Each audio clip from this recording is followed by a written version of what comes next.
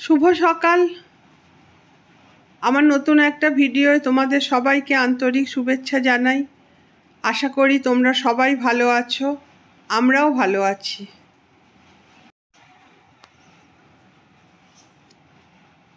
বেশ অনেকগুলো বছর হয়ে গেল আমার সংসারী জীবনের, তবুও কিন্তু আমি এখনো নিজেকে পাকা গৃহিণী বলতে পারি না। অনেকেই বলে যারা অনেক দিন সংসার করছে তারা পাকা গৃহিণী, আর যারা নতুন সংসার করছে তারা বোধহয় কিছুই তেমন জানে না সংসারের। এটা কিন্তু একদমই আমি মানি না। অনেক দিন সংসার করলেও সংসারের যে কাজ কর্ম, গোছানো গাছানো, এগুলো কিন্তু আমি কোনোদিনই সেইভাবে কারোর কাছ থেকে শিখিনি। আসলে যা কিছুই শিখি না কেন, করি না কেন, তার জন্য একটা টিচারের প্রয়োজন হয়। আর সংসারের কাজকর্ম, গোছানো গাছানো, এগুলো আমরা শিখি সাধারণত মা ঠাকুমা আর শ্বশুরবাড়িতে এসে যারা বড়রা থাকে মহিলারা তাদের কাছে। কিন্তু আমার ক্ষেত্রে দিক থেকেই আমি সেই শেখাটা আমার হয়ে ওঠেনি। যখন বিয়ে হয়েছে তখন আমি ঠিক সংসার করব সেরকম প্রস্তুত ছিলাম না। হঠাৎ করেই আমার বিয়েটা হয়ে গেছে। তো বিয়ের আগে আমি ঘুরে ফিরে বেড়াতাম, গাছপালা করতাম, গাছপালা নিয়ে থাকতাম, বাড়িতে ছোট যারা ছিল তাদের সঙ্গে খেলাও করতাম। তারাই আমার বেশি করে বন্ধু ছিল। আর আমি তো গাছপালা সবসময় নিয়ে থাকতে ভালোবাসি। সেই ছোটবেলা থেকে আমার গাছের নেশা। তো এইসব নিয়েই কেটে যেত। তার মধ্যে হঠাৎই বিয়েটা হয়ে গেল। সেরম সংসারের ব্যাপার স্যাপার আমি কিছুই বুঝতাম না। আর শ্বশুরবাড়িতে এসে যে শিখব, শ্বশুরবাড়িতে এসে তো অষ্টমঙ্গলায় আমি যে এলাম, তারপর থেকে আমি সংসারের সব দায়িত্ব আমার ওপরেই পড়ে গেল। রান্না গোছানো সবই আমাকে করতে হতো। তো যতটুকু পারতাম সেইভাবেই করতাম। শেখানোর মতো কেউ ছিল না, তবে ইনস্ট্রাকশান দেওয়ার মতো লোক ছিল। সবাই বসে বসে যারা ছিল ইনস্ট্রাকশান দিত, আর আমি রান্নাঘরে সারা দিন রাতি বলতে গেলে কেটে যেত। যাক, সেসব আলাদা কথা। তো সেইভাবে যে সংসারের কাজকর্মগুলো শিখবো, গোছানো গাছানো, সেটা আর আমার হয়ে ওঠেনি। একটা দিনের কথা এখনো ভাবলে খুব হাসি পায়। তখন তো কিছুই জানতাম না। তো রান্নাঘরে কি একটা তরকারি রান্না করব, আমাকে বলা হয়েছে সর্ষে ফোড়ন দিতে। তো আমি তেল বসিয়েছি, তাতে সর্ষে দিয়েছি।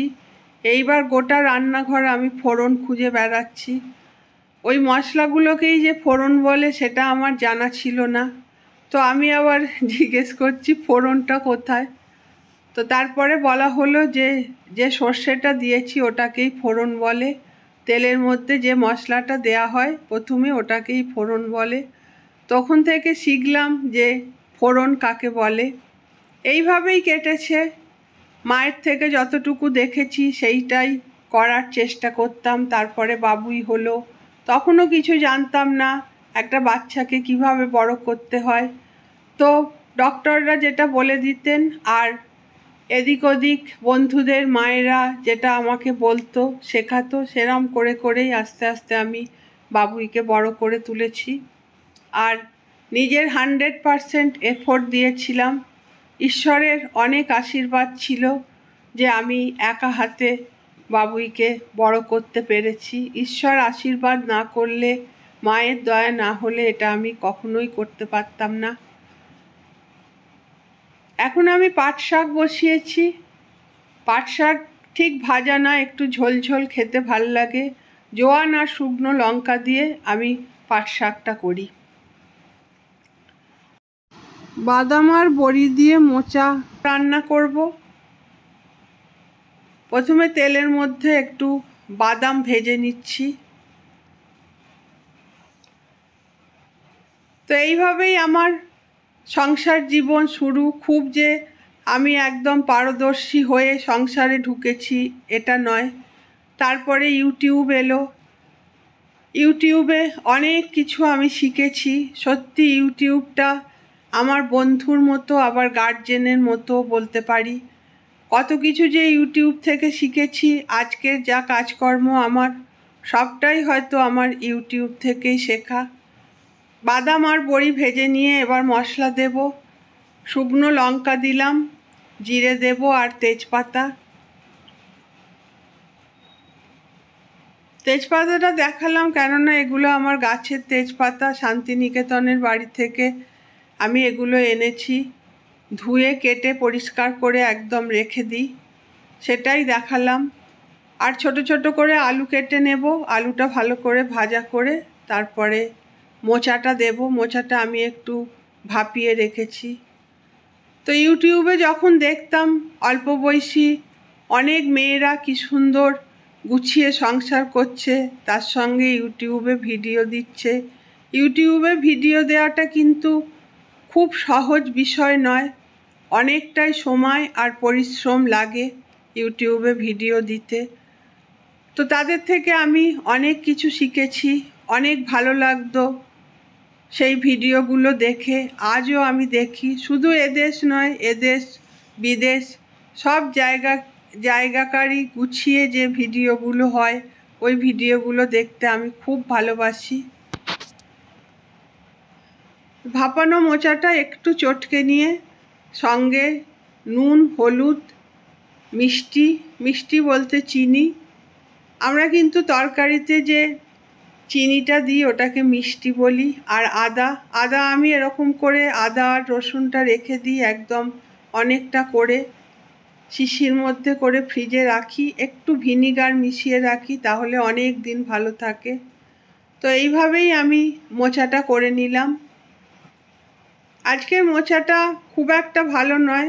এটা অনলাইন থেকে বাবুই আনিয়েছিল, কিন্তু মোচাটা বিশেষ ভালো আমার লাগছে না। খেয়েছিলাম, মোটামুটি হয়েছে, খুব একটা মোচাটা টেস্টফুল ছিলই না। তো এইভাবেই আমি সংসারের অনেক কাজকর্ম শিখেছি, আজও শিখছি। তার সঙ্গে আমিও একটা চ্যানেল খুলেছি। কিন্তু আমি কোনোদিনই বলি না আমার ভিডিওগুলো লাইক করো বা আমার চ্যানেলটা সাবস্ক্রাইব করো। এটা বলতে হয় কি না আমি জানি না, এটা কোনো ইউটিউবের নিয়ম আছে কি না। আমি কিন্তু কোনোদিনই বলি না, কারণ আমি সবসময় ভাবি আমার ভিডিওগুলো হয়তো খুব ভালো হয় না। আর খুব ভালো না হলে কি করেই বা আমি লাইক করতে বলি। তাতেও তোমরা ভালোবেসে অনেকে আমার চ্যানেলটা লাইক করো, আমার ভিডিওগুলো দেখো, সাবস্ক্রাইব করেছো আমাকে। তার জন্যে তো আমি সব সময় তোমাদের ধন্যবাদ জানাবো, কৃতজ্ঞতা স্বীকার করব।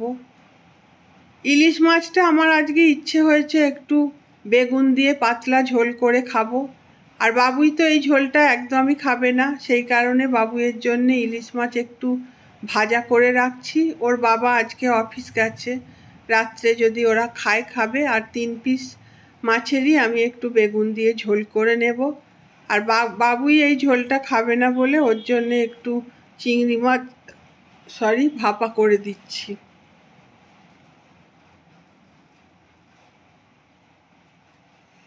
এই ঝোলটা তো তোমরা সবাই জানো, আমি আর কি শেখাবো। হালকা করে ইলিশ মাছটা একটু ভাজা করে নিচ্ছি, খুব বেশি ভাজা না। এই দুপাশটা একটু হালকা ভাজা হলেই নামিয়ে নেব।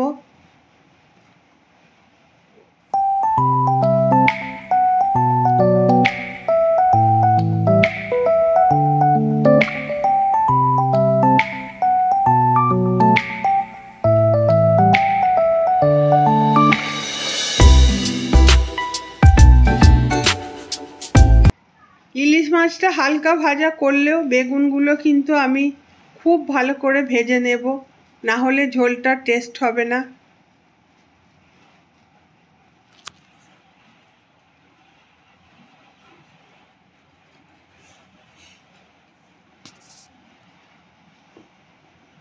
তবে অনেকেই দেখেছি ইউটিউবে যারা কাজ করে ভালোভাবেই তারা ভিডিও দিচ্ছে, ভালো ভিডিও দেয়, ভালো তাদের কাজ দেখায়। কিছু কিছু তো আছেই যারা আগে ভালো করতো দেখতাম, তারপরে অভিনয় মিথ্যা, কিছু কিছু চ্যানেল নোংরামিও শুরু করলো। সেগুলোর কথা বাদ দিলে অনেকেই খুব ভালো ভালো ভিডিও দেয়। কিন্তু আমি দেখেছি কমেন্ট কিছু কিছু আসে, খুব বাজে বাজে কমেন্ট করে, তারা বাজে বাজে কথা বলে। এগুলো আমার মনে হয় একদমই উচিত না। একটা ভিডিও দিতে অনেক কষ্ট করতে হয়, অনেক খাটুনি খাটতে হয়। হয়তো যারা নিন্দে করে আমার মনে হয় তারা ওই জায়গায় উঠতে চাইছে কিন্তু পারছে না হয়তো। সেই মানসিক হিংসা থেকেই হয়তো বাজে বাজে কথা বলে। এগুলো কিন্তু একদমই উচিত নয়। একটা ভিডিও সাজিয়ে দিতে অনেক কষ্ট হয়, বরং তারা যদি তাদের কাছ থেকে শেখে কিভাবে তারা কাজগুলো করছে, কিভাবে ভিডিও দিচ্ছে, কিভাবে এডিটিং করছে, এইভাবে করে যদি তারাও নিজেরা স্বনির্ভর হতে পারে, ভালো ভালো ভিডিও দিতে পারে।